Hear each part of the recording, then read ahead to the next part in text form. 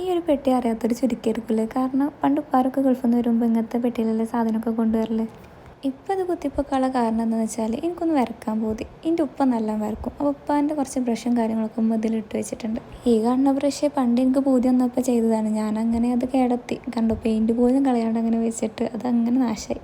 പിന്നെ ഞാനത് നോക്കിയപ്പോഴാണ് എൻ്റെ കുറച്ച് പണ്ട് LKG-ന്ന് UKG-ന്ന് കിട്ടിയ കുറച്ച് സർട്ടിഫിക്കറ്റ്സ് ഒക്കെ കിട്ടിയത്. അപ്പോൾ നിങ്ങൾക്ക് കാണിച്ചു തരാമെന്ന് ഞാൻ വിചാരിച്ചു. എൻ്റെ ഉമ്മ അത് ഇപ്പോഴും നോക്കിയെടുത്ത് വെച്ചിട്ടുണ്ടല്ലോ എന്ന് ആലോചിക്കുമ്പോൾ ഒരു സന്തോഷം.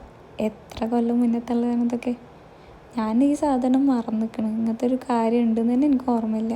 ഇതിലത്തെ കോമഡി പാർട്ട് എന്താണെന്ന് വെച്ചാൽ പണ്ട് എൻ്റെ പേര് നിഹ്മ എന്നല്ലായിരുന്നു, നെഹ്മ എന്നായിരുന്നു. കാരണം അന്നത്തെ സ്കൂളിൽ ചേർത്താൻ പോയപ്പോൾ അവിടുത്തെ പ്രിൻസിപ്പൾ ഇട്ട പേരാണ് എനിക്ക് നെഹ്മ.